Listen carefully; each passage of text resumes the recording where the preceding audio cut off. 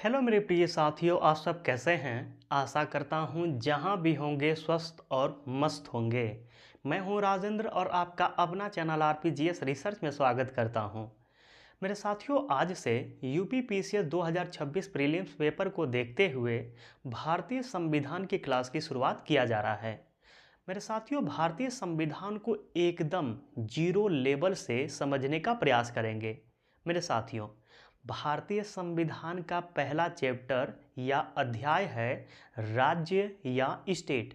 यानी इस चैप्टर में हम यह पढ़ने का प्रयास करेंगे कि राज्य किसे कहते हैं या स्टेट किसे कहते हैं। तो मेरे साथियों, राज्य में हम किन किन पॉइंटों पे चर्चा करेंगे इस वीडियो में, आइए एक नज़र देख लेते हैं। तो मेरे साथियों, राज्य किसे कहते हैं इस पे चर्चा करेंगे। राज्य की अवधारणा क्या होता है इसको भी देखने का प्रयास करेंगे। राज्य के लिए चार तत्व कौन कौन से जरूरी हैं इन पे भी चर्चा करेंगे। सरकार और राज्य में क्या अंतर होता है इसको भी देखने का प्रयास करेंगे। सरकार के अंग कितने होते हैं इनको भी देखने का प्रयास करेंगे। संप्रभुता या सॉवरेंटी क्या होता है इस पे भी चर्चा किया जाएगा। राज्य और देश में क्या अंतर होता है इस पे भी चर्चा करेंगे। राज्य और प्रांत में क्या अंतर होता है इसको भी देखा जाएगा। राष्ट्र किसे कहते हैं और राष्ट्र के उदाहरण कौन कौन से देश हैं या कौन कौन से राज्य हैं इनको भी देखा जाएगा इस वीडियो में। तो मेरे साथियों, राज्य का पहला पॉइंट है आपका राज्य किसे कहते हैं। ठीक है, तो आइए पहले पॉइंट पे चर्चा करते हैं। मेरे साथियों, यदि किसी देश के पास चार तत्व हैं तो उसे राज्य कहते हैं। जैसे भारत एक देश है और भारत एक राज्य भी है, क्योंकि भारत के पास चार तत्व हैं। और चार तत्व कौन कौन से हैं? तो पहला जनसंख्या, दूसरा भूभाग, तीसरा सरकार और चौथा संप्रभुता। जिन देशों के पास यह फोर तत्व होंगे उसे हम क्या कहेंगे? राज्य कहेंगे। और जिन देशों के पास एक भी तत्व की कमी होगी उसे हम राज्य की श्रेणी के अंतर्गत नहीं रखेंगे। तो आइए पहले पॉइंट का जो आपका परिभाषा होगा कि राज्य किसे कहते हैं, आइए लिख लेते हैं। तो लिखिएगा, पहला पॉइंट का आंसर लिख लीजिएगा। क्या है परिभाषा? हेडिंग डाल लीजिएगा, परिभाषा कि राज्य किसे कहते हैं। और लिखिएगा, जिस देश के पास देश के पास चार तत्व हैं। कितने तत्व? चार तत्व हैं उसे राज्य कहते हैं। उसे राज्य कहते हैं। आगे चार तत्व कौन कौन से हैं उनको देखेंगे, लेकिन बस अभी इतना ही जानिए कि जिस देश के पास कितने तत्व हैं? चार तत्व हैं, उसे क्या कहेंगे? राज्य कहते हैं। एक पॉइंट और लिखिएगा मेरे साथियों, मॉडर्न पॉलिटिकल थ्योरी में बताया गया है कि जो राज्य है उसे स्टेट लिखा जाएगा और जो सिद्धांतगत राज्य नहीं है उसे स्टेट लिखा जाएगा।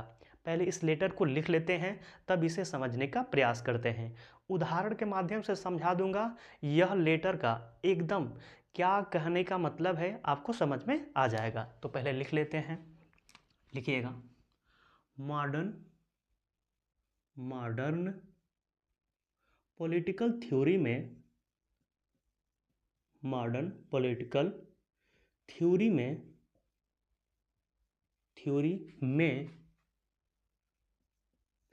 बताया गया है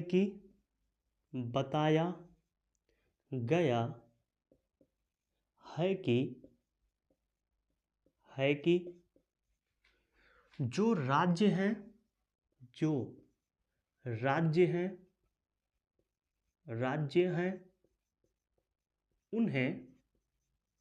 जो राज्य हैं उन्हें स्टेट स्टेट स्टेट लिखा जाएगा, लिखा जाएगा। जो सिद्धांतगत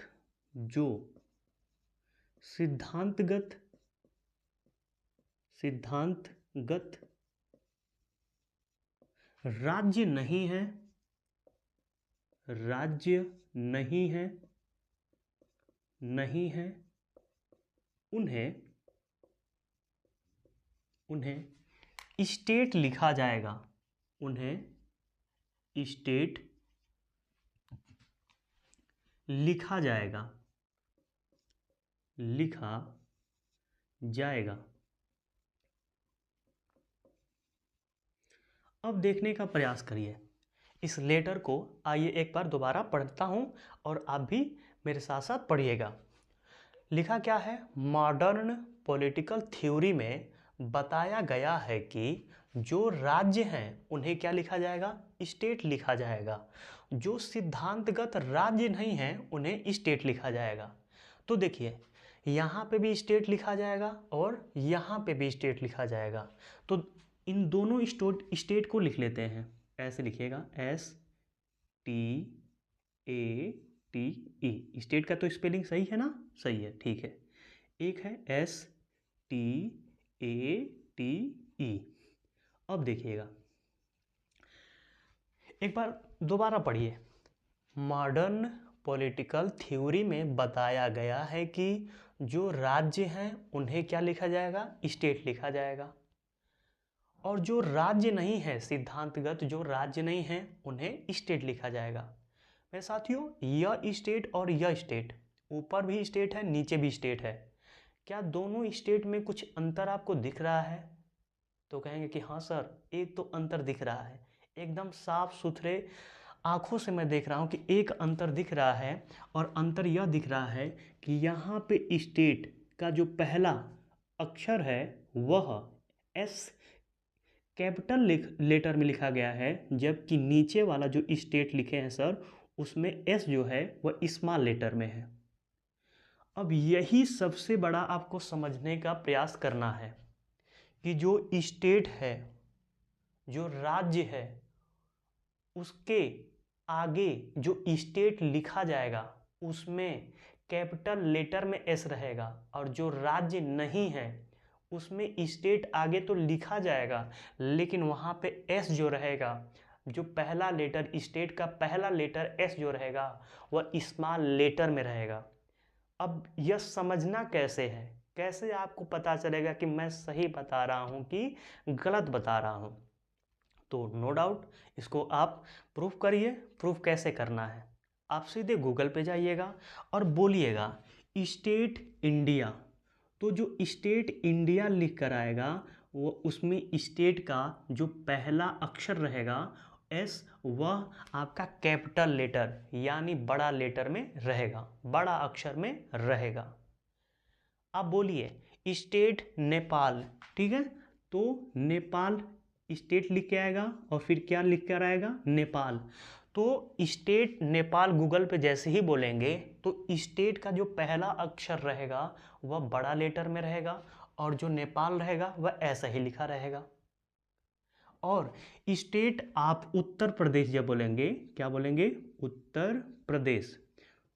गूगल पे, किस पे? गूगल पे बोलेंगे तो उत्तर प्रदेश तो ऐसा लिख कर आएगा, लेकिन स्टेट जो आगे रहेगा उसमें जो एस रहेगा वह स्मॉल लेटर में रहेगा। अब समझ में आया?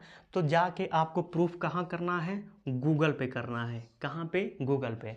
आप पढ़ के जाइएगा और बोलिएगा स्टेट इंडिया। तो उसमें जो स्टेट बोलेंगे तो उसमें जो एस रहेगा वह किस लेटर में रहेगा? कैपिटल लेटर में रहेगा। और स्टेट उत्तर प्रदेश, आप जिस राज्य से देख रहे हो, मध्य प्रदेश से देख रहे होंगे वीडियो, तो बोलिएगा स्टेट मध्य प्रदेश। तो जो स्टेट का एस रहेगा वह स्मॉल लेटर में रहेगा। स्टेट बिहार, तो बिहार तो एकदम जो आप लिखते हो वैसे ही रहेगा, लेकिन स्टेट का जो एस रहेगा वह स्मॉल लेटर में रहेगा। क्यों रहेगा? अब यह जानना जरूरी है। क्यों रहेगा? क्योंकि उत्तर प्रदेश राज्य नहीं है, ठीक है, बिहार राज्य नहीं है, एमपी राज्य नहीं है, उत्तर प्रदेश राज्य नहीं है, आपका झारखंड राज्य नहीं है, राजस्थान राज्य नहीं है, तो हैं क्या मेरे साथियों? यह प्रांत हैं। किसकी दृष्टि से? संवैधानिक दृष्टि से यह सभी क्या हैं? प्रांत हैं। क्यों प्रांत हैं, कैसे प्रांत हैं, आगे जानेंगे, ठीक है ना। आगे आपका है, इस वीडियो में सब कुछ मिल जाएगा कि प्रांत क्या है, देश किसे कहते हैं, राज्य किसे कहते हैं। लेकिन अभी तक इतना ही जानिए कि उत्तर प्रदेश, बिहार, पश्चिम बंगाल, झारखंड, छत्तीसगढ़, मध्य प्रदेश, एमपी, पंजाब, राजस्थान, गुजरात राज्य नहीं है। ये क्या है? संवैधानिक दृष्टि से प्रांत हैं। ये अभी तक इतना ही रहने दीजिए। तो मेरे साथियों, यह तो उदाहरण के माध्यम से जो ऊपर लेटर है आप समझ गए होंगे, तो यह क्या कर लीजिएगा? उदाहरण कर लीजिएगा। अब चलते हैं स्टेट में दूसरे पॉइंट पे, क्या है? राज्य की अवधारणा। तो मेरे साथियों, राज्य की दो अवधारणाएं हैं, एक है संवैधानिक अवधारणा और दूसरा है राजनीतिक अवधारणा। तो आइए लिख लेते हैं पहले। यह हमारा राज्य में दूसरा पॉइंट है, तो लिखिएगा राज्य की अवधारणा अवधारणा।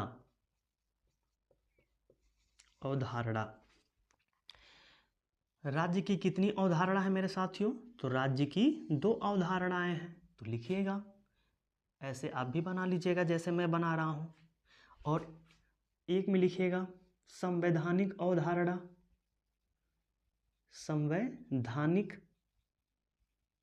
संवैधानिक अवधारणा एकदम सुंदर सा बनाइएगा, अपना जो नोट्स बनाइएगा एकदम प्यारा सा, कि जब देखें आप खोलें तो आप मनमुग्ध हो जाएं अपना राइटिंग और अपना नोट्स देखकर। ऐसा नहीं कि जैसे ही खोलें बेहोश हो जाएं, ठीक है।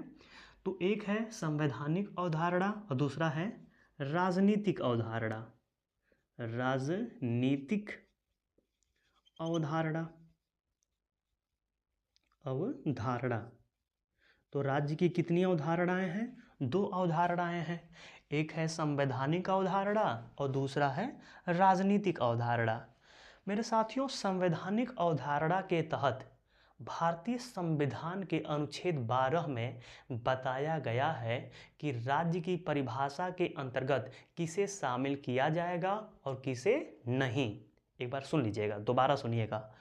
संवैधानिक अवधारणा के तहत भारतीय संविधान के अनुच्छेद 12 में बताया गया है, क्या बताया गया है? राज्य की परिभाषा के अंतर्गत किसे शामिल किया जाएगा और किसे नहीं, ठीक है। तो आइए लिख लेते हैं अनुच्छेद 12।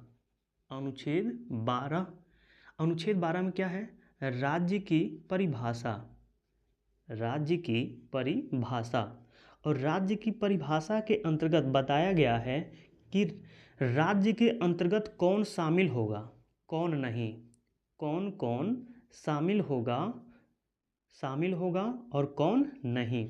तो यदि आप अनुच्छेद 12 नहीं पढ़े होंगे तो जाइए, मैं पढ़ा चुका हूँ अनुच्छेद 12, एकदम अच्छे से पढ़ाया हूँ, आप जाके वीडियो देख सकते हैं कि राज्य की परिभाषा के अंतर्गत किसे शामिल किया गया है, किसे नहीं। अब आते हैं दूसरा, राजनीतिक अवधारणा की तरफ। राजनीतिक अवधारणा मेरे साथियों, यह अंतर्राष्ट्रीय स्तर पर मान्य है, तो लिख लीजिएगा यह अंतर्राष्ट्रीय स्तर पर मान्य है। और मेरे साथियों, अंतर्राष्ट्रीय स्तर पर कहा जाता है कि जिसके पास 4 तत्व होते हैं उसे राज्य के श्रेणी के अंतर्गत रखा जाता है।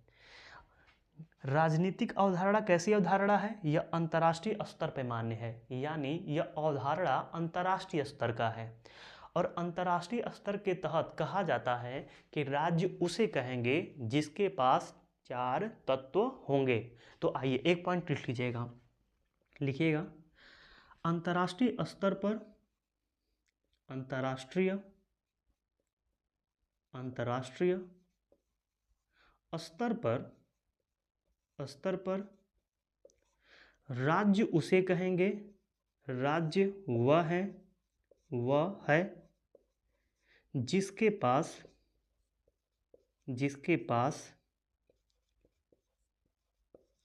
चार तत्व हैं। अब देखिए, ये क्या है, हमारा दूसरा पॉइंट क्या था, राज्य की अवधारणा। और राज्य की कितनी अवधारणा है, दो, एक है संवैधानिक अवधारणा और दूसरा है राजनीतिक अवधारणा। संवैधानिक अवधारणा के तहत भारतीय संविधान के अनुच्छेद 12 में राज्य की परिभाषा दिया गया है और यह बताया गया है कि राज्य के अंतर्गत किसे किसे शामिल किया जाएगा। जबकि राजनीतिक अवधारणा यह अंतर्राष्ट्रीय स्तर पर मान्य है और इसमें राज्य उसे कहेंगे जिसके पास चार तत्व हैं। तो हमारा तीसरा पॉइंट क्या है, राज्य के लिए चार तत्व। तो आइए तीसरा पॉइंट भी लिख लेते हैं। लिखिएगा तीसरा पॉइंट और हेडिंग क्या रहेगा, राज्य के लिए चार तत्व। तो लिखिएगा राज्य के लिए चार तत्व। अब आइए इसे एकदम प्यारा सा सजा लीजिएगा, चार तत्व। एकदम घबराइए नहीं, स्थिरता के साथ पढ़िए। और मेरे साथियों, जब मैं लिखूं तो थोड़ा सा आप जाके सेटिंग में स्पीड बढ़ा लिया करिए, क्योंकि थोड़ा सा मैं धीमे लिखता हूं, इसके लिए मैं आपसे क्षमा मांगता हूं, ठीक है। तो राज्य के लिए कितने तत्व चाहिए, चार तत्व। आइए देखते हैं कि कौन कौन से वह चार तत्व हैं। तो ऐसे आप भी बना लीजिएगा जैसे मैं बना रहा हूं। पहला चाहिए जनसंख्या। क्या चाहिए, जनसंख्या चाहिए, जनसंख्या। दूसरा हमें चाहिए भूभाग। क्या चाहिए मेरे साथियों, भूभाग चाहिए। और तीसरा तत्व क्या है, तीसरा तत्व चाहिए हमें सरकार। और चौथा तत्व चाहिए संप्रभुता।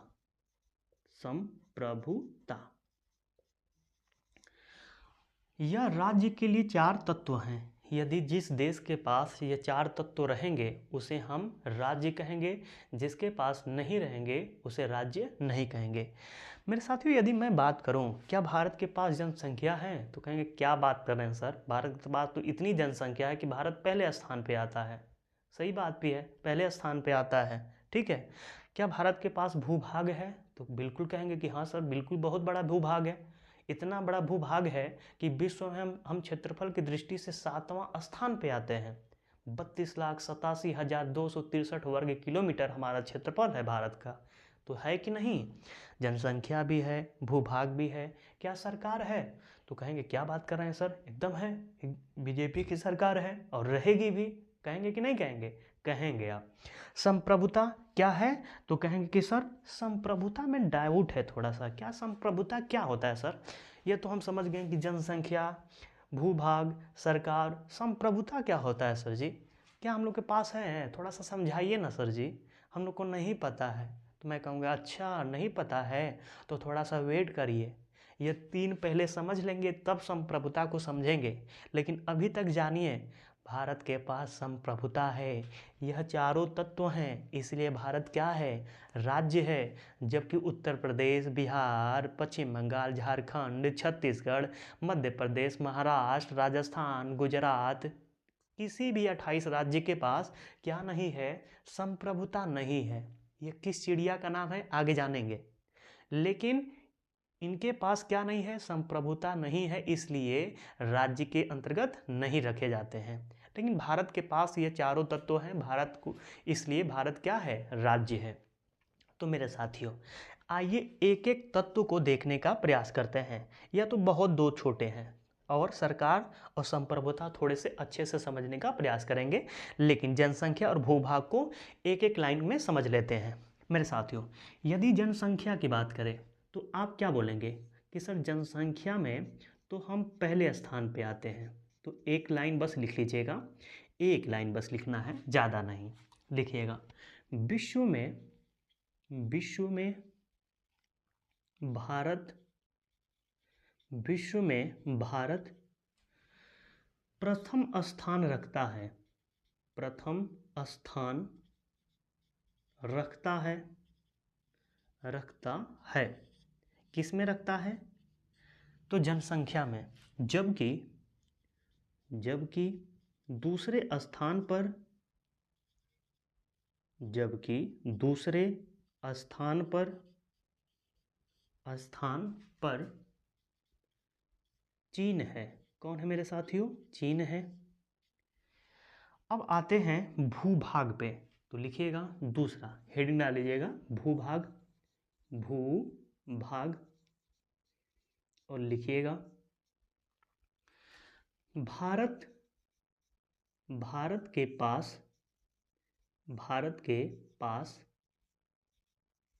एक विस्तृत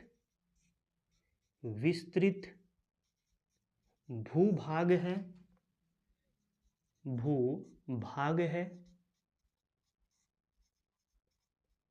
जिसका क्षेत्रफल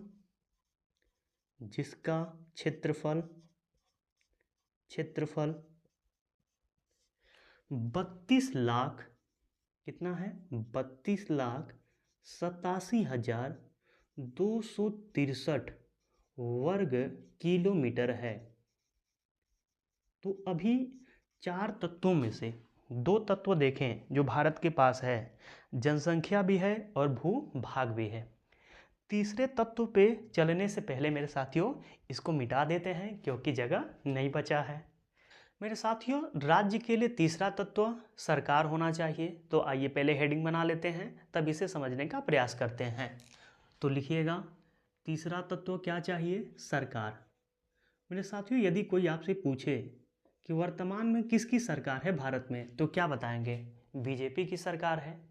लेकिन हमें सरकार नहीं समझना है, हमें यह समझना है कि सरकार और राज्य में क्या अंतर होता है और सरकार के कितने अंग होते हैं। तो आइए पहले पॉइंट को समझते हैं जो स्टेट का चौथा पॉइंट है। लिखिएगा सरकार और राज्य में अंतर। एकदम सुंदर सा हेडिंग बनाइएगा, सरकार और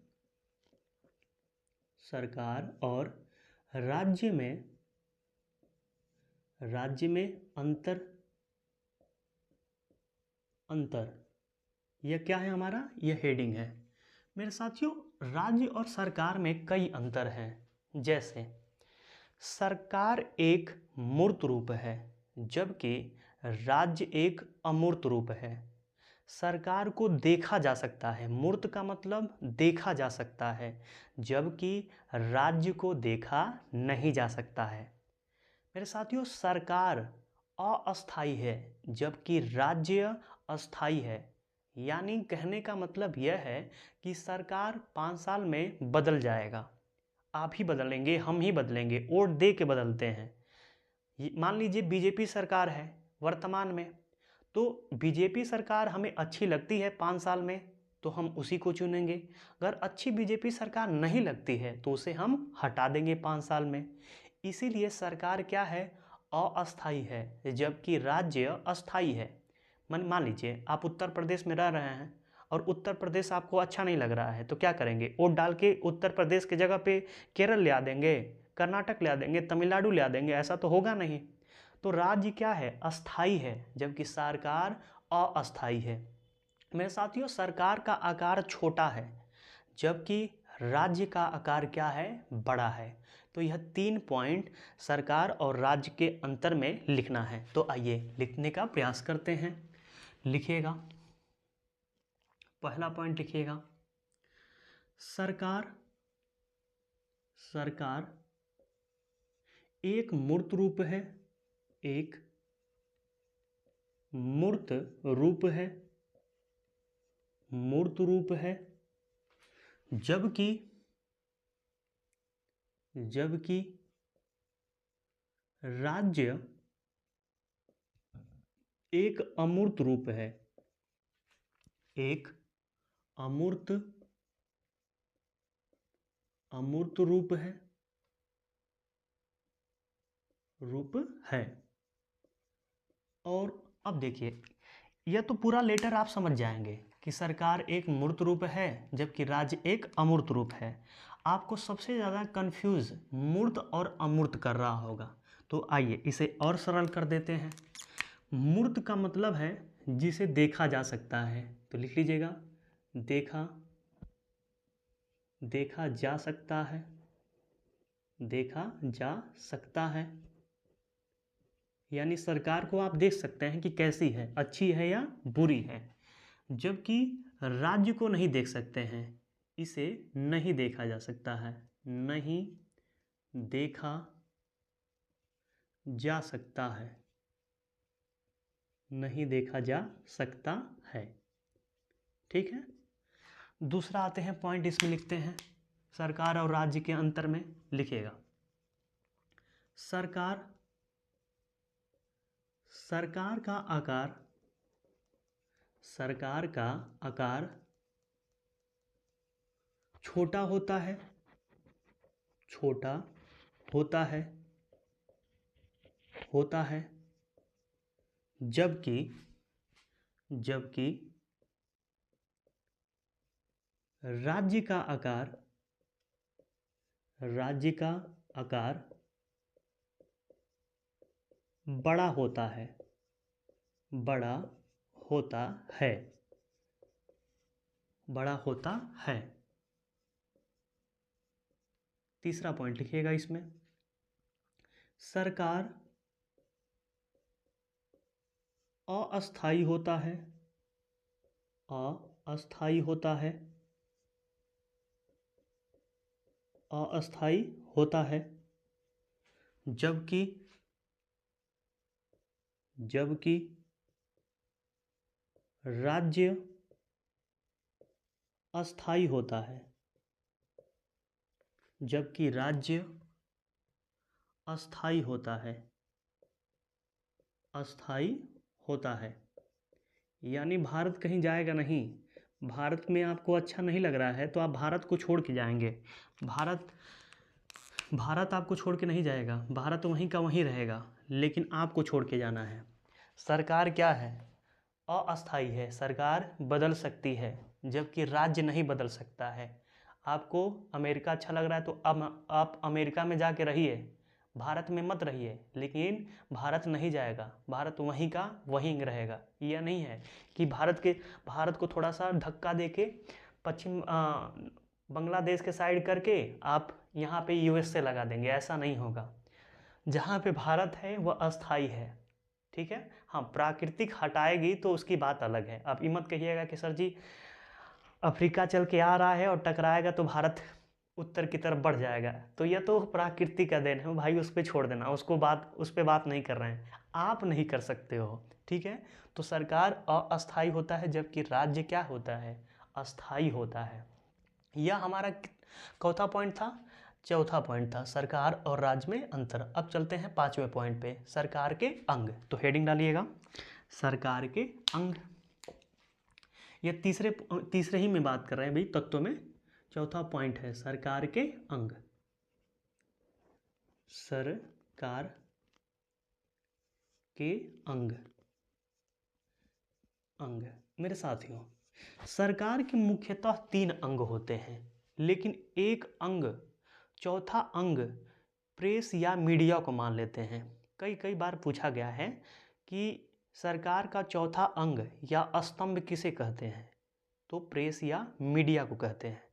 पांचवा अंग, अब मान लीजिए रील बनाने वाले हैं, जैसे कोई न्यूज हो गया, कोई आपका क्रिकेट का देखते होंगे कि क्रिकेट में कोई भी एक छोटा सा अगर कोई खिलाड़ी बदमाशी कर दिया या कुछ वैसा मोमेंट आ गया तो रील वाले एकदम छोड़ते नहीं हैं, चाहे कोई न्यूज हो चाहे कुछ भी हो।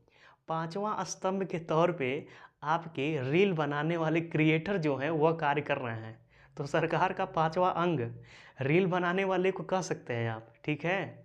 तो रील कोई भी बना रहा है, अच्छी बात भी है मेरे साथियों, क्योंकि सरकार में यदि सरकार के तहत यदि आप पांचवा अंग बन जाते हैं तो इसमें क्या बुराई है।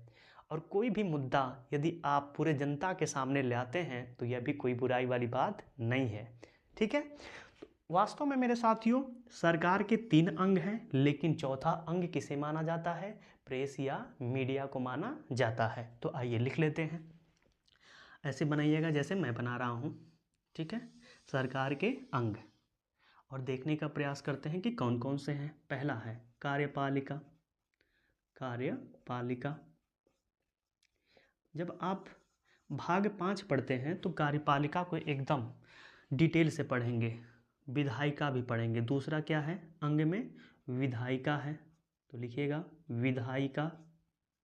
और तीसरा है मेरे साथियों, सरकार के अंग में न्यायपालिका। न्यायपालिका। और चौथा अंग माना जाता है, चौथा अंग माना जाता है या माना जाता है प्रेस या मीडिया को।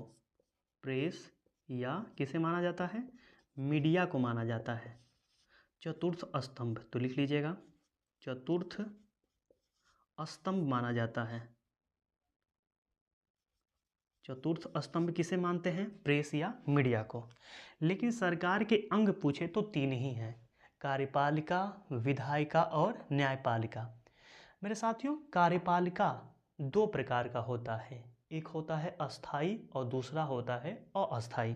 तो आइए थोड़ा सा इसे डिटेल से जान लेते हैं। आगे जानेंगे लेकिन थोड़ा सा बस डिटेल से जान लेते हैं।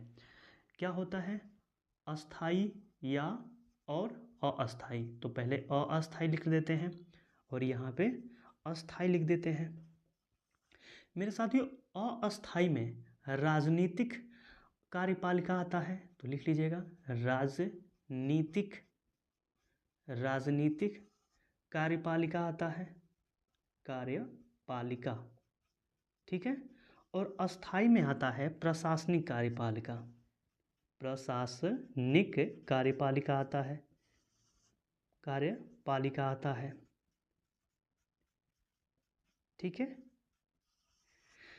अब यह ध्यान दीजिएगा कि अस्थाई में राजनीतिक कार्यपालिका को क्यों रखे हैं।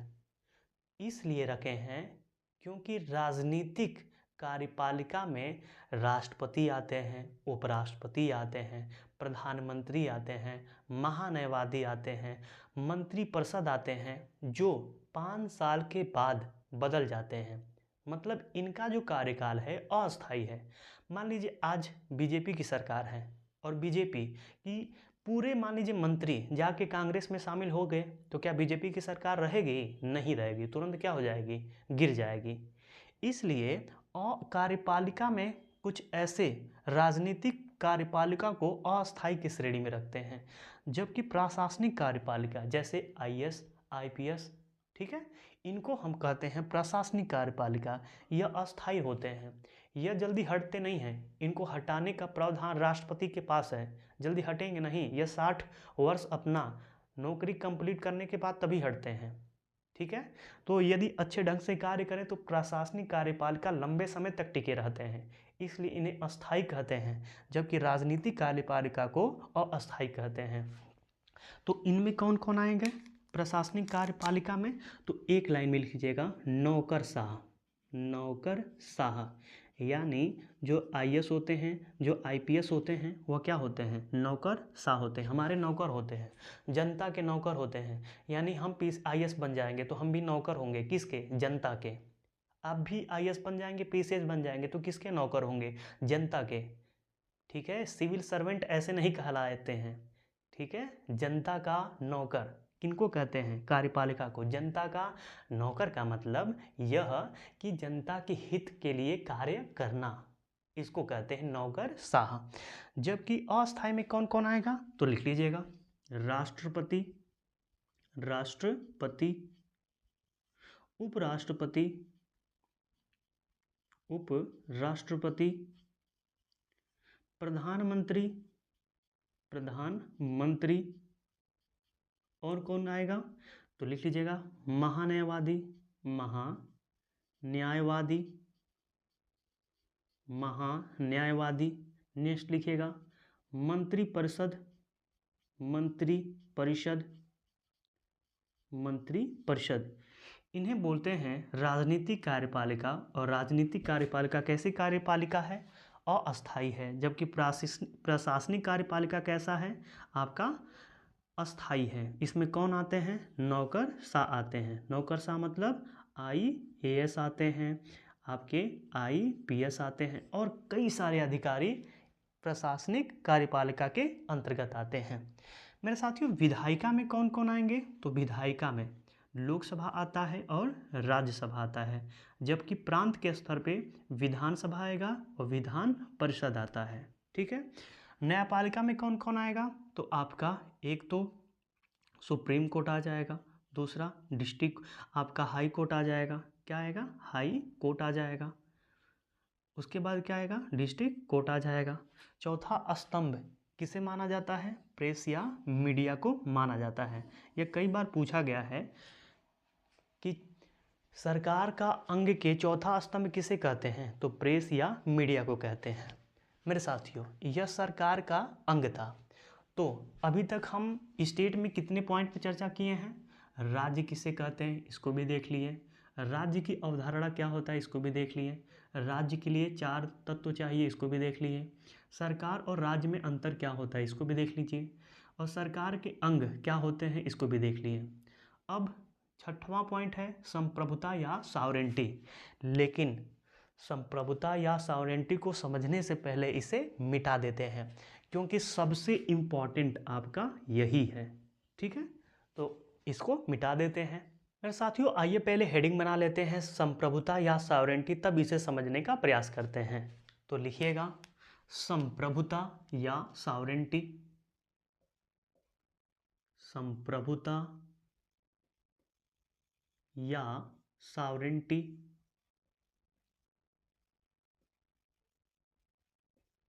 सॉवरेंटी। मेरे साथियों, राज्य के लिए जो चौथा तत्व चाहिए वह क्या होना चाहिए? संप्रभुता। राज्य के निर्माण के लिए 4 तत्वों का होना जरूरी है। पहला जनसंख्या, दूसरा भूभाग, तीसरा सरकार और चौथा संप्रभुता या सॉवरेंटी का होना जरूरी है। सॉवरेंटी या संप्रभुता किसे कहते हैं, अब जानेंगे। 3 तत्वों पे तो चर्चा कर चुके हैं। यह आपका लास्ट तत्व है, संप्रभुता या सॉवरेंटी।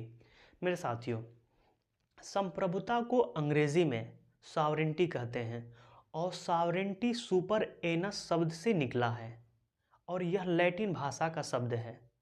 सुपर एनस मेरे साथियों 2 शब्दों से मिलकर बना है, सुपर और एनस। सुपर का अर्थ होता है सर्वोच्च और एनस का अर्थ होता है सत्ता या शक्ति। जब दोनों को मिलाते हैं तो संप्रभुता का शाब्दिक अर्थ निकलता है सर्वोच्च, सत्ता या शक्ति। तो आइए पहले इतना लिख लेते हैं, तब इसके अगले पॉइंट पे चर्चा करते हैं। तो लिखिएगा संप्रभुता। संप्रभुता सुपर एनस। सुपर एनस शब्द से निकला है। निकला है जो लैटिन भाषा का शब्द है। भाषा का शब्द है। शब्द है। ठीक है। सुपर एनस लिखिएगा, सुपर एनस दो शब्दों से मिलकर बना है। मिलकर बना है। बना है। सुपर एनस कितने शब्दों से मिलकर बना है? 2 शब्दों से मिलकर बना है। तो पहले लिख लेते हैं सुपर एनस। अब इसे तोड़ देते हैं 2 भागों में। पहला है सुपर और दूसरा है मेरे साथियों क्या? एनस। ANUS, anus. सुपर का अर्थ क्या होता है? सर्वोच्च। सर्वोच्च। और एनस का अर्थ क्या होता है? सत्ता या शक्ति। क्या होता है? सत्ता या शक्ति। यदि इन दोनों शब्दों को मिला दे तो क्या बनेगा? सर्वोच्च सर्वोच्च सत्ता या शक्ति, सत्ता या शक्ति। तो क्या आप कह सकते हैं कि संप्रभुता का शाब्दिक अर्थ होता है सर्वोच्च सत्ता या शक्ति? तो एक पॉइंट लिख लीजिएगा यहां से भी। संप्रभुता का शाब्दिक अर्थ होता है, संप्रभुता का शाब्दिक अर्थ होता है, शाब्दिक अर्थ होता है, अर्थ होता है, होता है सर्वोच्च, सर्वोच्च सत्ता या शक्ति, सत्ता या शक्ति।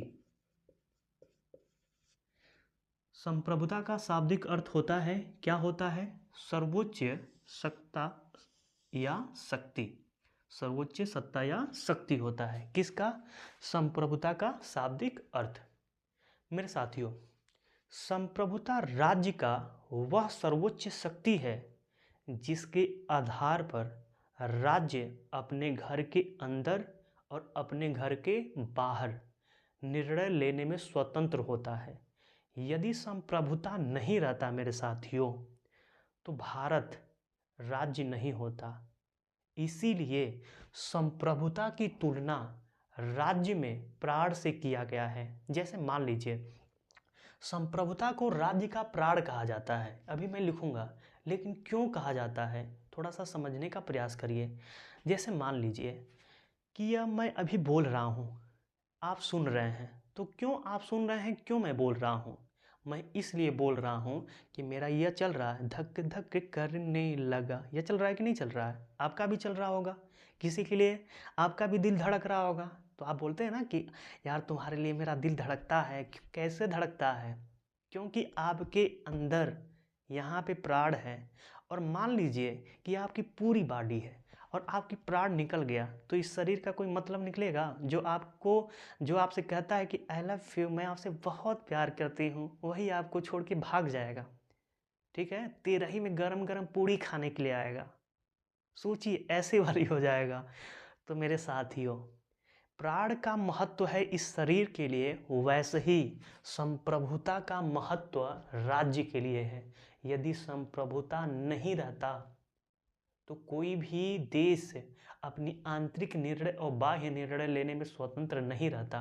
क्या 15 अगस्त 1947 से पहले क्या भारत के पास संप्रभुता था? नहीं था। क्या 26 जनवरी 1950 से पहले भारत के पास संप्रभुता था? तो कहेंगे कि हाँ सर था, लेकिन थोड़ी मात्रा में था। आगे चर्चा करेंगे इस पे। था लेकिन थोड़ी मात्रा में था। लेकिन 15 अगस्त 1947 से पहले तो था ही नहीं। और जैसे ही हमारा संविधान 26 जनवरी 1950 को लागू हुआ, हमको संप्रभुता मिला, वैसे ही भारत अपनी आंतरिक निर्णय और बाह्य निर्णय लेने में स्वतंत्र हो गया। और जैसे ही स्वतंत्र हुआ, वैसे ही भारत क्या बन गया? राज्य बन गया। बस एक तत्व की कमी थी। किस चीज़ की? संप्रभुता की। अब सोचिए कि आपकी पूरी बॉडी रहेगी और प्राण निकल जाएगा, तो क्या आपका इस शरीर का कोई मतलब नहीं निकलेगा? नहीं निकलेगा। और जैसे ही प्राण आएगा, आप गाने लगेंगे गाना, और जैसे सब लोग हैं वैसे ही आप भी हो जाएंगे। इसीलिए संप्रभुता को राज्य का क्या कहा जाता है? प्राण कहा जाता है। तो आइए 2 पॉइंट लिख लेते हैं संप्रभुता में, लिखिएगा। संप्रभुता, संप्रभुता राज्य का, संप्रभुता राज्य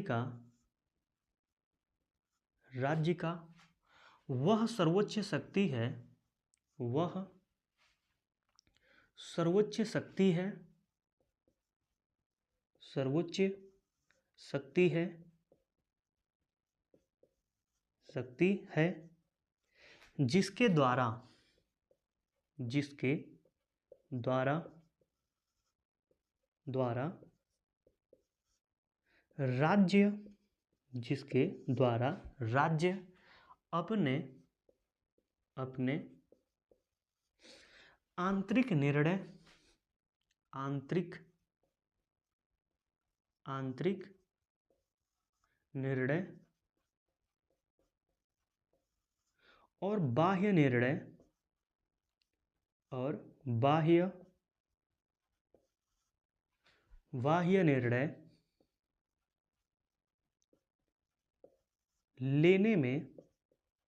लेने में स्वतंत्र होता है।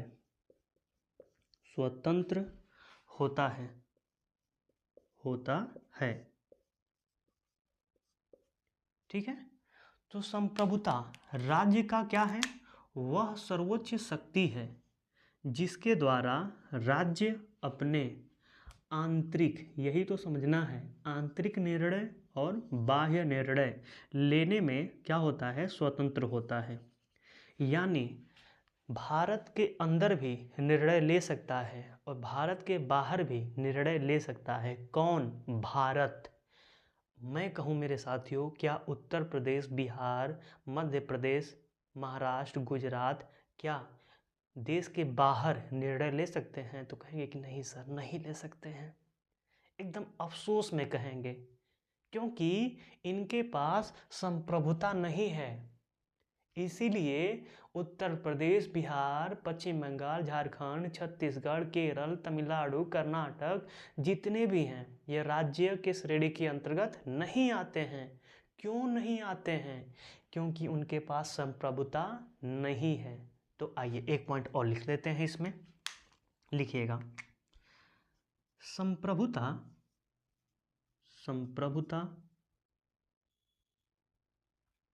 इसको मिटा देते हैं, सॉरी।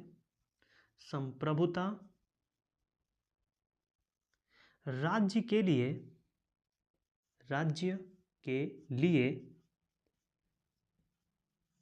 एक अनिवार्य तत्व है। एक अनिवार्य तत्व है जो स्थान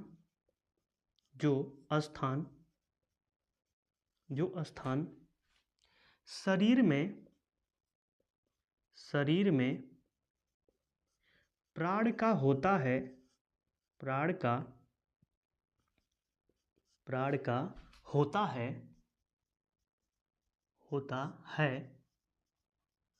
वही स्थान राज्य में संप्रभुता का होता है। एक इस लेटर को एक बार दोबारा पढ़ता हूं, आप भी दोबारा पढ़िए, एकदम आसानी से समझ में आ जाएगा। संप्रभुता राज्य के लिए क्या है? अनिवार्य है। क्या है? अनिवार्य तत्व है जो स्थान शरीर में प्राण का होता है। उदाहरण दिया हूं ना कि हमारे शरीर से जैसे ही प्राण निकल जाए, वैसे ही हमारे शरीर का कोई भी अस्तित्व नहीं बचेगा। ठीक है। या हाथ कट जाएगा तो अस्तित्व बचा रहेगा। ठीक है। एक हाथ से मैं खा लूँगा, पी लूँगा, धो लूँगा। ठीक है। लेकिन मान लीजिए कि हमारे पास यही जो धक धक कर रहा है, यही नहीं रहे तो ये सब सलामत रहे, तो इस शरीर का कोई मतलब निकलेगा? नहीं निकलेगा। उसी प्रकार यदि राज्य की मैं बात करें तो राज्य में प्राण का संबंध किससे बताया गया है? संप्रभुता का। यदि संप्रभुता नहीं रहता है तो राज्य अपनी आंतरिक निर्णय और बाह्य निर्णय लेने में क्या होता? स्वतंत्र नहीं होता। इसीलिए संप्रभुता को राज्य का क्या कहा गया है? प्राण कहा गया है। तो मेरे साथियों, संप्रभुता क्या क्या होता है? सबसे इम्पॉर्टेंट क्वेश्चन यही पूछा गया है कि राज्य का प्राण किसे कहते हैं? तो संप्रभुता या सॉवरेंटी को कहते हैं। बस इतना ही ध्यान रखिएगा। यह मेंस में पूछा जा सकता है। आप जब मेंस का एग्ज़ाम देंगे तो उसमें हो सकता है कि पूछ दे कि संप्रभुता क्या होता है, इसका राज्य में क्या महत्व है, या ऐसे करके प्रश्न बन सकता है। अब चलते हैं मेरे साथियों 7वां टॉपिक की तरफ, जिसका नाम है राज्य और देश में अंतर। लेकिन यह भी थोड़ा सा बड़ा हो जाएगा, उससे पहले इसे मिटा देते हैं। मेरे साथियों आइए पहले हेडिंग बना लेते हैं, तब इसे समझने का प्रयास करते हैं। तो हेडिंग बनाइएगा, राज्य और देश में अंतर, राज्य और देश में अंतर, देश में अंतर। अब पता चलेगा मेरे साथियों कि भारत राज्य है तो कैसे राज्य है, और देश है तो कैसे देश है। ठीक है, भारत राज्य है तो कैसे राज्य है, देश है तो कैसे देश है। तो मेरे साथियों, राज्य एक राजनीतिक संकल्पना है, जबकि देश एक भौगोलिक संकल्पना है। तो भारत देश भी है, लेकिन किस दृष्टि से, भौगोलिक दृष्टि से।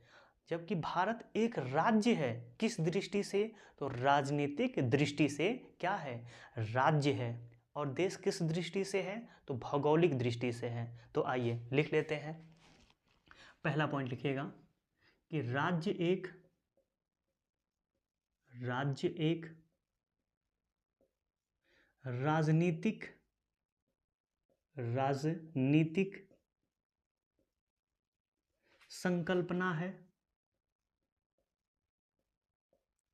है, जबकि देश एक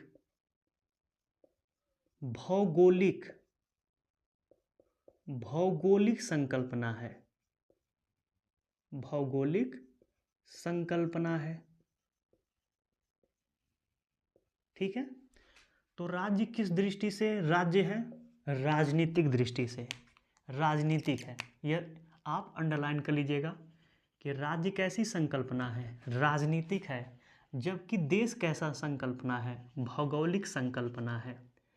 भारत देश है, लेकिन किस दृष्टि से, भौगोलिक दृष्टि से। भारत राज्य है, लेकिन किस दृष्टि से, राजनीतिक दृष्टि से। ठीक है मेरे साथियों, यदि दूसरे पॉइंट की बात करें तो राज्य सदैव स्वतंत्र होता है, यानी गुलाम नहीं हो सकता है। जैसे वर्तमान में भारत क्या है, राज्य है, तो गुलाम नहीं है। लेकिन देश स्वतंत्र भी हो सकता है और परतंत्र भी हो सकता है, यानी आज़ाद भी हो सकता है, गुलाम भी हो सकता है। मेरे कहने का मतलब यह है मेरे साथियों कि 15 अगस्त 1947 से पहले भारत देश था, लेकिन परतंत्र था।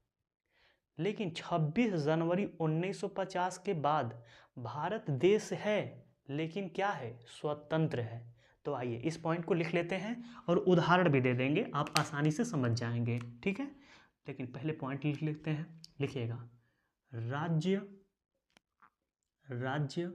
सदैव, इस लेटर को ध्यान रखिएगा, सदैव स्वतंत्र होता है, स्वतंत्र होता है।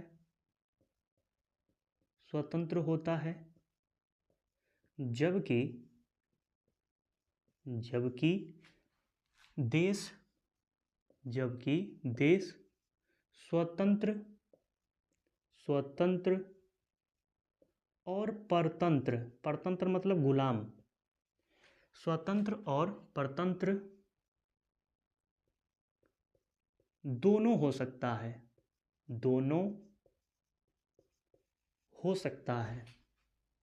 हो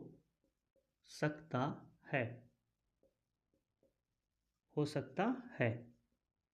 उदाहरण ले लीजिएगा, लिख लीजिएगा उदाहरण। 15 अगस्त 1947 से पहले, 15 अगस्त 1947 से पहले भारत परतंत्र था। लेकिन 15 अगस्त 1947 के बाद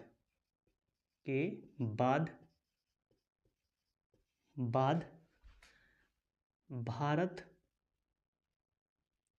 स्वतंत्र हो गया, हो गया। हो गया। अब देखिए दूसरे पॉइंट को समझने का प्रयास करते हैं। थोड़ा सा टेढ़ी खीर है लेकिन समझ जाएंगे। राज्य सदैव स्वतंत्र होता है। मेरे साथियों राज्य कैसे बनता है? चार तत्व जहाँ मिलेंगे वहाँ पे राज्य मिलेगा, राज्य बनेगा। यानी राज्य बनने, भारत राज्य कब बना था? तो भारत राज्य 26 जनवरी 1950 को बना था। अब सोचिए कि राज्य सदैव स्वतंत्र होता है। क्यों स्वतंत्र होता है? क्योंकि भारत के पास चार तत्व थे नहीं। 26 जनवरी 1950 को भारत क्या हुआ, संविधान पूरे देश में लागू हो गया। और जैसे ही लागू हुआ तीन तत्व तो पहले से थे, एक तत्व तो बाद में मिल गया, चार तत्व तो मिल गए। और चार तत्व जैसे ही मिले भारत क्या बन गया? राज्य बन गया, एकदम स्वतंत्र हो गया। भारत अपनी आंतरिक निर्णय और बाह्य निर्णय लेने में स्वतंत्र हो गया। भारत का एक सरकार हो गया, भारत की एक जनसंख्या हो गई, भारत का एक भूभाग हो गया, भारत के पास संप्रभुता हो गया। इसलिए भारत क्या बन गया? राज्य बन गया। तो राज्य सदैव स्वतंत्र होता है, यह कभी परतंत्र नहीं होगा। जबकि देश जो होगा यह, जबकि क्या होगा, देश जो होगा यह स्वतंत्र भी हो सकता है और परतंत्र भी हो सकता है। कहने का मतलब यह है कि 15 अगस्त 1947 को भारत क्या हो गया? आज़ाद हो गया। लेकिन 15 अगस्त 1947 से पहले भारत क्या था? गुलाम था। तो भारत गुलाम था तब भी देश था, और भारत जब आज़ाद हो गया 15 अगस्त 1947 के बाद भी भारत क्या था? आपका देश ही है। वर्तमान में परतंत्र भी है और स्वतंत्र भी है। परतंत्र नहीं कह सकते हैं, स्वतंत्र है। लेकिन 15 अगस्त 1947 से पहले परतंत्र था, 15 अगस्त 1947 के बाद यह क्या हो गया? स्वतंत्र हो गया। तो देश दो कैटेगरी का हो सकता है, ठीक है। एक तो आपका गुलाम हो सकता है, एक तो आपका स्वतंत्र हो सकता है। और इसका जीता जागता उदाहरण कौन सा है? भारत का है। अब चलते हैं नेक्स्ट पॉइंट पे, तीसरा। मेरे साथियों बिना संप्रभुता का राज्य नहीं हो सकता है। यदि आप राज्य का निर्माण करना चाहते हैं तो संप्रभुता का होना जरूरी है। जबकि देश संप्रभुता सहित और संप्रभुता रहित भी हो सकता है। अब इसका उदाहरण भी देखेंगे, लेकिन इस पहले पॉइंट को लिख लेते हैं। थोड़ा सा टेढ़ा खीर है लेकिन समझ जाएंगे आप। लिखिएगा, बिना संप्रभुता, बिना संप्रभुता का, संप्रभुता का राज्य नहीं हो सकता, राज्य नहीं हो सकता, नहीं हो सकता, नहीं हो सकता। जबकि, जबकि देश, देश संप्रभुता, संप्रभुता सहित, संप्रभुता सहित और संप्रभुता रहित, रहित का मतलब नहीं होना, संप्रभुता रहित हो सकता है, हो सकता है। अब इस लेटर को समझने का प्रयास करिए। आइए समझते हैं। बिना संप्रभुता, संप्रभुता का राज्य नहीं हो सकता। यानी संप्रभुता क्या है, आगे हम पढ़ चुके हैं। संप्रभुता का मतलब यह होता है कि राज्य अपनी आंतरिक निर्णय और बाह्य निर्णय लेने में स्वतंत्र होता है। तो भारत 26 जनवरी 1950 से पहले भारत के पास संप्रभुता नहीं था। क्यों नहीं था? क्योंकि भारत का कोई कानून ही नहीं था। और जैसे ही 26 जनवरी 1950 को भारत का संविधान लागू हुआ, वैसे ही भारत के पास तीन तत्व तो पहले से था। भारत के पास जनसंख्या थी, भूभाग था, सरकार था, एक ही तत्व नहीं था। क्या नहीं था? संप्रभुता। संप्रभुता का मतलब वह अपनी आंतरिक निर्णय और बाह्य निर्णय लेने में स्वतंत्र नहीं था। लेकिन जैसे ही 26 जनवरी 1950 को हमारा संविधान लागू हुआ, वैसे संप्रभुता भी प्राप्त हो गया। तो जैसे ही प्राप्त हुआ भारत क्या बन गया? राज्य बन गया। तो बिना संप्रभुता का राज्य संभव नहीं है, जबकि देश संभव है। यह संप्रभुता रहेगा तब भी है, यह संप्रभुता के साथ भी रहेगा और संप्रभुता के साथ नहीं भी हो सकता है। रहित का मतलब नहीं भी, यानी कह सकते हैं कि 26 जनवरी 1950 से पहले भारत देश था, लेकिन भारत के पास क्या नहीं था, संप्रभुता रहित था। लेकिन 26 जनवरी 1950 के बाद भारत देश संप्रभुता सहित हो गया। तो आइए इस उदाहरण को लिख लेते हैं, 2-3 बार पढ़ेंगे आसानी से समझ में आ जाएगा आपको, लेकिन लिख लीजिएगा, उदाहरण को लिखिएगा।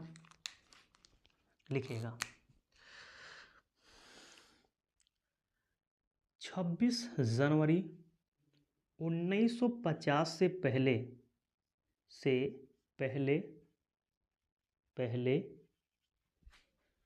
भारत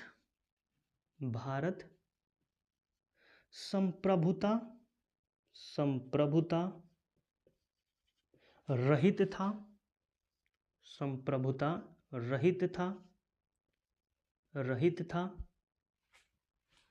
परंतु 26 जनवरी 1950 के बाद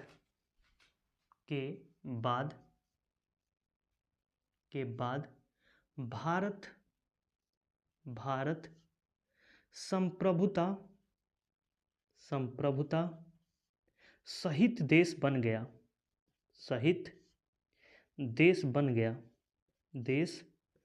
गया, राज्य भी बन गया और देश भी बन गया। लेकिन पहले संप्रभुता रहित था, अब क्या बन गया, संप्रभुता सहित।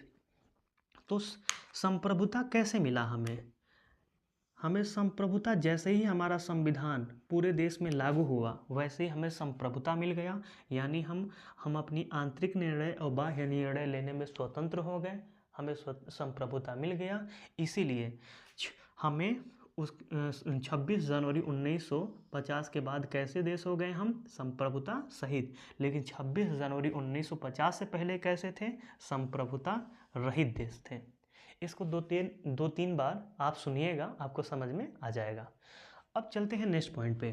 मेरे साथियों, यदि कोई पूछे कि यह बताइए कि 15 अगस्त 1947 से पहले भारत क्या था, तो मेरे साथियों 15 अगस्त 1947 से पहले भारत एक ब्रिटिश उपनिवेश था। ब्रिटिश उपनिवेश का कहने का मतलब कि भारत पर ब्रिटिश की सरकार शासन कर रही थी। ठीक है, तो आइए लिख लेते हैं इस पॉइंट को। 15 अगस्त 1947 से पहले भारत एक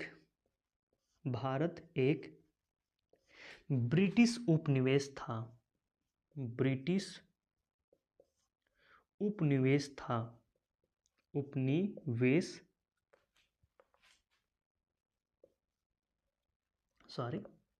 उपनिवेश था। क्या था, भारत एक ब्रिटिश उपनिवेश था। मेरे साथियों, यदि मैं पूछूं कि भारत को आज़ादी कब मिली, स्वतंत्रता कब मिला, तो कहेंगे कि सर भारत को स्वतंत्रता 15 अगस्त 1947 को मिल गया था। लेकिन यदि मैं कहूं कि क्या पूर्ण रूप से स्वतंत्रता मिल गया था, तो कहेंगे कि नहीं सर, कुछ तो गड़बड़ है इस स्वतंत्रता में। क्या गड़बड़ है, तो आप कहेंगे कि सर एक तो यह मिला था कि हमको स्वतंत्रता मिल गया था, लेकिन अंग्रेज एक बात कहे थे कि आपको पूर्ण रूपेण स्वतंत्रता तब देंगे जब अपना कानून, अपना संविधान बना लेंगे। तो हमें आधा स्वतंत्रता दी गई थी, कुछ मामलों में स्वतंत्रताएं हमको दी गई थी, लेकिन पूर्ण रूपेण स्वतंत्रता नहीं दिया गया था। लेकिन हमें कानून बनाने के लिए, भारत देश के लिए, भारत राज्य के लिए कानून बनाने की स्वतंत्रता दिया गया था। तो आधा स्वतंत्रता दिया गया था, आधा स्वतंत्रता नहीं दिया गया था। तो उस कैटेगरी में भारत को क्या कहेंगे, आधा स्वतंत्रता दिया गया, आधा नहीं दिया गया, तब भारत क्या कहलाएगा।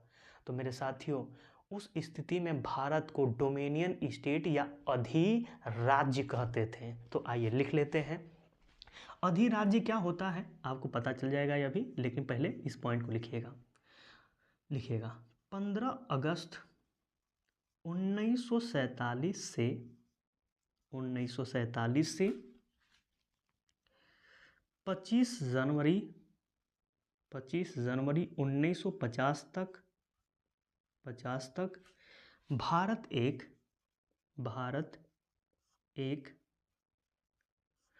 डोमेनियन स्टेट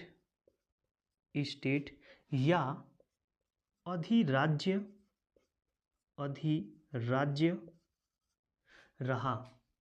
बना रहा।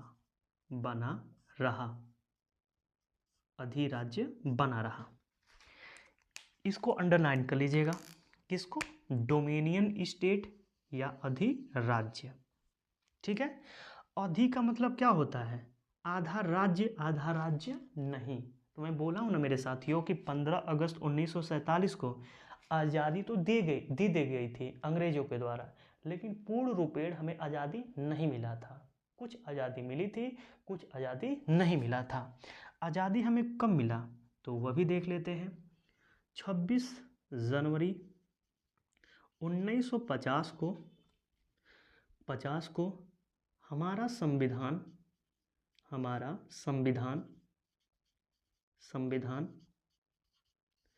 लागू हुआ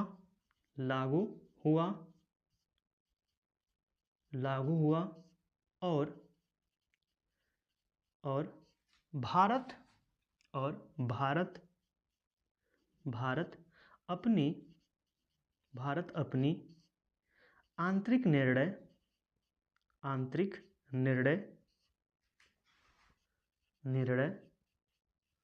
और बाह्य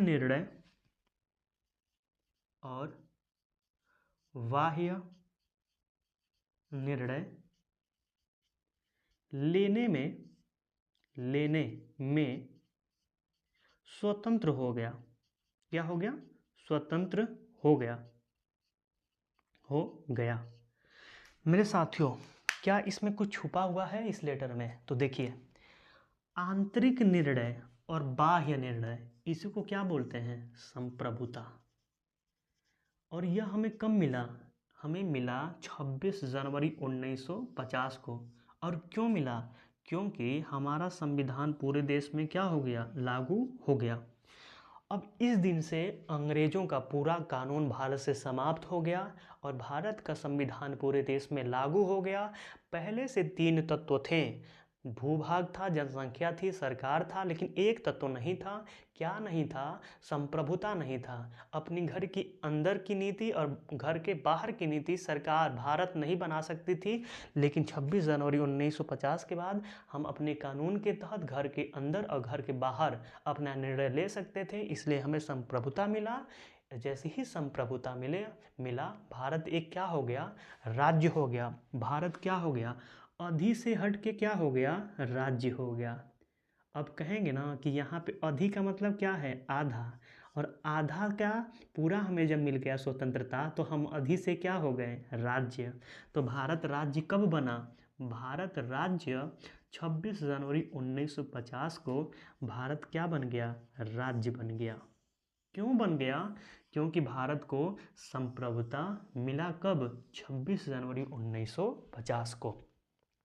मेरे साथियों, राज्य और देश में क्या अंतर होता है, इसे अच्छे ढंग से समझने का प्रयास किए हैं। अब चलते हैं राज्य और प्रांत में क्या अंतर होता है, उसको समझेंगे, लेकिन पहले इसे मिटा देते हैं। तो मेरे साथियों, आइए पहले हेडिंग बना लेते हैं, राज्य और प्रांत में अंतर, तब इसे समझने का प्रयास करते हैं। तो हेडिंग बनाइएगा, राज्य और प्रांत में अंतर। राज्य और प्रांत में अंतर। प्रांत में अंतर। मेरे साथियों, राज्य और प्रांत में अंतर में हम यह समझने का प्रयास करेंगे कि भारत को क्यों राज्य कहा जाता है। उत्तर प्रदेश, बिहार, पश्चिम बंगाल, झारखंड, छत्तीसगढ़, केरल, कर्नाटक, तमिलनाडु, कर्नाटक, आपका गुजरात, राजस्थान, इन सभी को प्रांत क्यों कहा जाता है, यह देखने का प्रयास करेंगे। तो आइए 2 कॉलम बना लेते हैं, A कॉलम और B कॉलम। लिखिएगा जैसे मैं बना रहा हूँ। A कॉलम में लिखिएगा राज्य और बी कॉलम में लिखिएगा प्रांत। बी कॉलम में क्या लिखेंगे? प्रांत। मेरे साथियों, राज्य, भारत को क्या कहते हैं? राज्य। जबकि उत्तर प्रदेश, बिहार, आपके पश्चिम बंगाल, ये सब जितने हैं इन्हें कहते हैं हम प्रांत। राज्य के निर्माण के लिए 4 तत्वों की आवश्यकता होती है। अब देखेंगे क्या उत्तर प्रदेश के पास वह 4 तत्व है? बिहार के पास क्या वह 4 तत्व है? पश्चिम बंगाल के पास वह क्या 4 तत्व है? मध्य प्रदेश के पास क्या वह 4 तत्व है? राजस्थान के पास वह है? किसके पास है? आइए देखने का प्रयास करते हैं। मेरे साथियों, 4 तत्वों में अभी देखे हैं। पहला क्या? अभी देख लीजिए, यहाँ पे लिख लीजिएगा उदाहरण पे, उदाहरण के तौर पे भारत, भारत लिख लीजिएगा। और यहाँ पे उदाहरण के तौर पे लिख लीजिएगा उत्तर प्रदेश, यूपी। ठीक है। पहला तत्व लिखिएगा भूभाग। भूभाग, भूभाग। भूभाग भारत के पास है।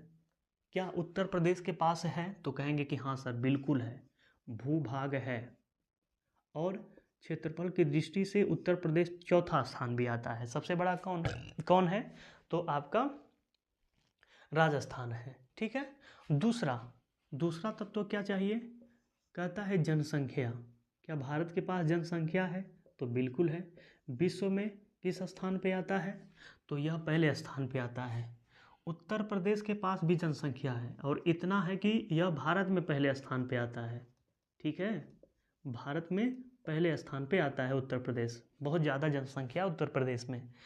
तो यह दोनों तत्व राज्य में भी मिल रहे हैं, प्रांत में भी मिल रहे हैं। तीसरा तत्व क्या है? सरकार। सरकार, क्या भारत के पास सरकार है? तो बिल्कुल है, भारत के पास इस समय कौन है? बीजेपी है। क्या प्रांत के पास सरकार है? तो बिल्कुल है, प्रांत के पास भी सरकार है। चौथा तत्व क्या है? चौथा तत्व है आपका संप्रभुता, या इसी को बोलते हैं सॉवरेंटी, संप्रभुता। क्या उत्तर प्रदेश के पास संप्रभुता है? तो मेरे साथियों, यहाँ पे आप थोड़ा सा रुकेंगे, कहेंगे कि सर जी संप्रभुता तो नहीं है, यह नहीं है। भूभाग है, भूभाग है। जनसंख्या भी राज्य के पास है, प्रांत के पास भी है। सरकार भी है राज्य के पास, तो प्रांत के पास भी सरकार है। संप्रभुता राज्य के पास है, लेकिन संप्रभुता प्रांत के पास नहीं है। क्यों नहीं है? इसका एक बहुत बड़ा कारण है, क्योंकि हम अपनी शक्तियों को केंद्र में रखे हैं। यह नहीं है कि प्रांतों को बांट दिए हैं, प्रांत को उतना ही शक्ति दिए हैं जितना वह अपना घर के अंदर चला सके, लेकिन बाह्य निर्णय उसको लेने का अधिकार नहीं है। इसलिए प्रांतों के पास संप्रभुता नहीं है और एक तत्व नहीं है, इसीलिए इसे हम क्या कहते हैं? प्रांत। तो प्रांतों के पास क्या नहीं है? संप्रभुता नहीं है। तो आइए हेडिंग एक नोट करके लिख लीजिएगा, नोट करके लिखिएगा, प्रांतों के पास, प्रांतों के पास, के पास संप्रभुता का अभाव है, संप्रभुता का अभाव है, का अभाव है। ठीक है, अभाव है। इसीलिए हम उत्तर प्रदेश, बिहार, कर्नाटक, केरल, तमिलनाडु, आंध्र प्रदेश, तेलंगाना, महाराष्ट्र, मध्य प्रदेश, गुजरात, आपका राजस्थान को राज्य नहीं कहते हैं। क्या कहते हैं? प्रांत कहते हैं। ठीक है, अब चलते हैं मेरे साथियों, राष्ट्र किसे कहते हैं? तो आइए पहले हेडिंग बना लेते हैं राष्ट्र, तब इसे समझते हैं। राष्ट्र किसे कहते हैं? राष्ट्र, मेरे साथियों इसका परिभाषा लिख लीजिएगा।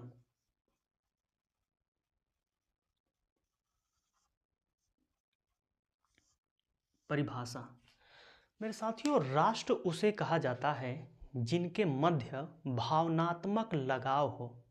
ठीक है, दिल से दिल जुड़ा हो उसे ही राष्ट्र कहते हैं। दिल से दिल नहीं जुड़ा हो उसे राष्ट्र नहीं कहते हैं।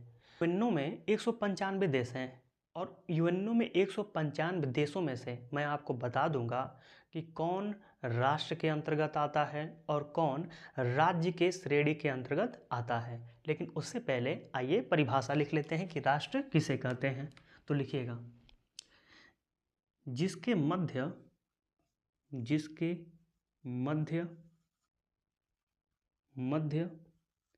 भावनात्मक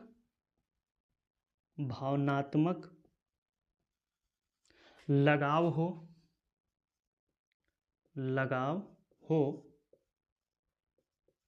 उसे राष्ट्र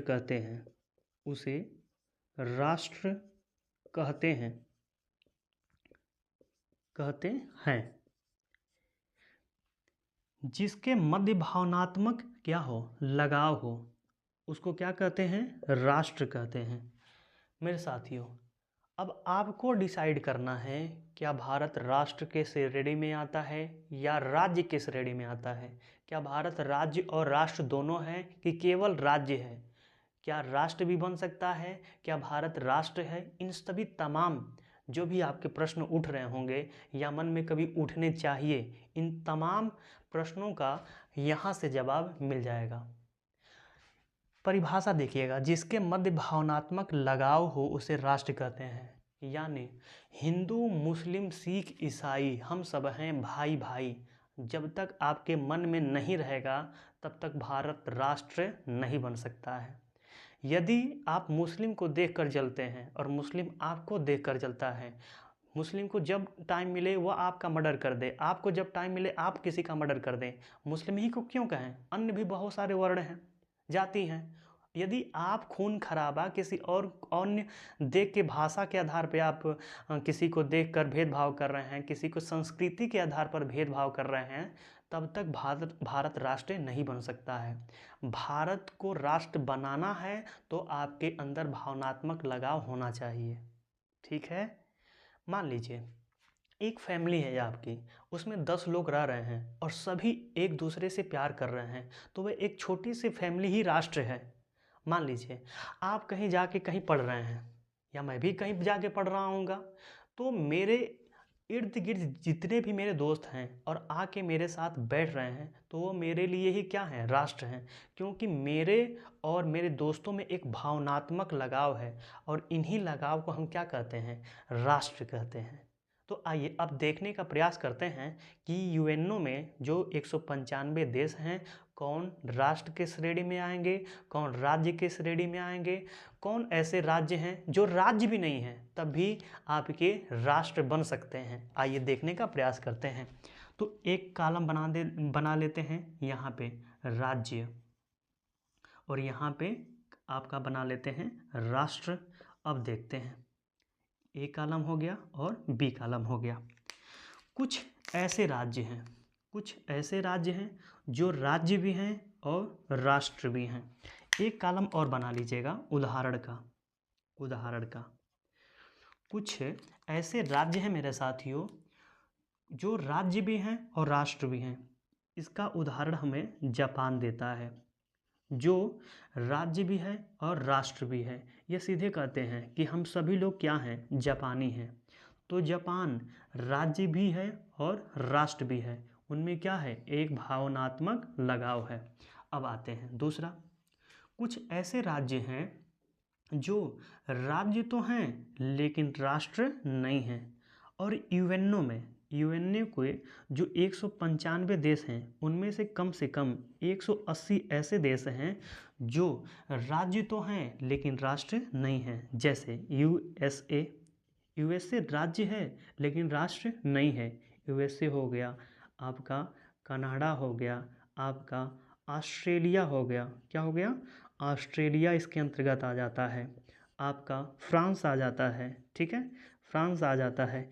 यह सब किसके उदाहरण हैं, आपके राज्य तो हैं लेकिन राष्ट्र नहीं है, इसके उदाहरण हैं। अब आते हैं तीसरे, मेरे साथियों तीसरे में देखिएगा, वैसे जो राज्य तो नहीं है लेकिन राष्ट्र हैं। तो सोचिए कि कुछ ऐसे भी हैं जो राज्य नहीं हैं लेकिन राष्ट्र है। और राज्य बनने के लिए क्या चाहिए, भूभाग, जनसंख्या, आपका सरकार और आपका संप्रभुता। अब सोचिए कि राज्य नहीं है लेकिन राष्ट्र हैं, यह कैसे हो सकता है? यह हो सकता है तभी यह मुमकिन है जब आपके मध्य भावनात्मक लगाव है। मान लीजिए मैं एक उदाहरण दिया हूँ कि आप फैमिली से दूर कहीं बड़े सिटी में आप तैयारी कर रहे हैं और 10 मित्र आपके एकदम क्लोज फ्रेंड हैं, आपके यहाँ खाना बनाते हैं, आपके यहाँ हर एक चीज़ करते हैं, तो फैमिली तो वही तो मित्र दोस्त हुए ना, उन्हीं के मध्य तो एक भावनात्मक लगा हुआ ना, तो उन्हीं को क्या कहेंगे? राष्ट्र कहेंगे। फैमिली आपकी घर दूर है, सबकी फैमिली अलग अलग है, लेकिन वही 10 लोग आपकी क्या हैं? राष्ट्र हैं। तो आपका यह नहीं है, राज्य तो नहीं है लेकिन राष्ट्र है। इसमें सभी आएंगे आतंकवादी संगठन, आतंकवादी संगठन आएंगे।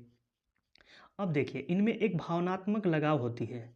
एक कहते हैं, जैसे मान लीजिए ISI जो आपका आतंकी संगठन है जो पाकिस्तान की, वह किस चीज़ की मांग करती है कि हमें कश्मीर चाहिए, हमें कश्मीर चाहिए। उन लोग का एक ही मांग होता है, उन लोग का गलत मांग है मैं जानता हूँ, लेकिन एक भावनात्मक लगाव के थ्रू वह उनको ही क्या कहेंगे? राष्ट्र कहेंगे। ठीक है, अब चलते हैं नेक्स्ट, चौथा देखिएगा मेरे साथियों। अब देखिएगा, एक राज्य, एक स्टेट, एक स्टेट और 2 नेशन, 2 नेशन, एक राज्य और 2 नेशन, यानी एक राज्य है और 2 नेशन है। इसका उदाहरण क्या हो सकता है? इसका उदाहरण होता है मेरे साथियों श्रीलंका। क्या है? श्रीलंका। और श्रीलंका में एक चीज़ बहुत कॉमन चलता है। क्या चलता है? उत्तरी श्रीलंका चलता है। क्या चलता है? उत्तरी श्रीलंका का चलता है और दक्षिणी श्रीलंका चलता है, साउथ श्रीलंका। या इन लोगों में एक भावनात्मक लगाव होता है, या उत्तरी दक्षिणी बहुत ज़्यादा करते हैं श्रीलंका में। तो एक स्टेट है लेकिन 2 नेशन है, मतलब एक ही फैमिली में 2 अलग अलग जगहों पे प्यार है। मान लीजिए आपके पिताजी हैं और आप 2 भाई हैं, आप पत्नी के साथ खुश हैं और आप बड़े भाई अपनी पत्नी के साथ खुश हैं और छोटे भाई मतलब आप अपनी पत्नी के साथ खुश हैं। इसी को क्या बोलेंगे? एक घर लेकिन 2 जगह खुशियाँ। उसी प्रकार श्रीलंका एक राज्य है लेकिन 2 जगह खुशियाँ है, एक नॉर्थ में है और एक साउथ में है। अब चलते हैं नेक्स्ट, देखिएगा 2 स्टेट यानी 2 राज्य हैं और 1 नेशन, 2 राज्य है और क्या है? 1 नेशन। और इसका सबसे अच्छा उदाहरण है आपका उत्तरी कोरिया और दक्षिणी कोरिया। ये 2 आपका क्या है? स्टेट हैं, लेकिन यह कोरिया कहते हैं हम उत्तरी दक्षिणी नहीं हैं, हम क्या हैं? वनली कोरिया हैं। तो क्या है? ये एक है, ये भावनात्मक लगाव है। मतलब आपके पिताजी हैं और आपके बड़े पिताजी हैं, लेकिन बड़े पिताजी के बच्चे मिलते हैं आपसे और आप उनसे जब मिलते हैं तो यह नहीं कहेंगे कि यार तुम तो बड़े पिताजी के हो, हम कहेंगे कि यार हम लोग तो भाई भाई हैं।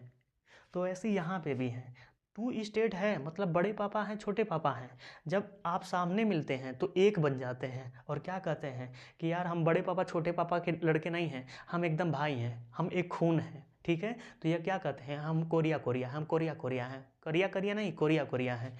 ठीक है, तो इसे हम क्या कहते हैं? राष्ट्र कहते हैं। अब सबसे पसंदीदा सवाल, क्या भारत राष्ट्र है? क्या भारत राष्ट्र है? यह आपको बताना है, राष्ट्र है या नहीं है, या नहीं है। आप इसे अंदाज़ा लगा सकते हैं, क्या भारत राष्ट्र है या नहीं है? नहीं है तो क्यों नहीं है तो क्यों है? तो मेरे साथियों, राज्य में जो भी टॉपिक था, पॉइंट था, उसे एक एक पॉइंट को अच्छे ढंग से समझने का प्रयास किए हैं। जैसे कि राज्य किसे कहते हैं, अच्छे तरीके से समझे हैं। राज्य की अवधारणा क्या है, इसको भी पढ़ चुके हैं। राज्य के लिए 4 तत्व चाहिए, इसको भी पढ़ लिए हैं। सरकार और राज्य में क्या अंतर होता है, इसको भी देख लिए हैं। सरकार के अंग कितने होते हैं, इस पर भी चर्चा कर लिए हैं। संप्रभुता या सॉवरेंटी क्या होती है, देख लिए हैं। राज्य और देश में क्या अंतर होता है, इस पर भी चर्चा कर लिए हैं। राज्य और प्रांत में क्या अंतर होता है, इसको भी देख लिए। राष्ट्र किसे कहते हैं और राष्ट्र का उदाहरण कौन कौन से हैं, इस पर भी चर्चा हो चुका है। तो मेरे साथियों, आज का वीडियो कैसा लगा? यदि अच्छा लगा होगा तो इस वीडियो को ज़्यादा से ज़्यादा शेयर करिएगा। और जो मेरे मित्र अभी इस चैनल पे नए हैं, मेरे साथियों सब्सक्राइब भी कर लीजिएगा। मिलते हैं नेक्स्ट वीडियो में संविधान का दूसरा क्लास लेके। आज के लिए धन्यवाद।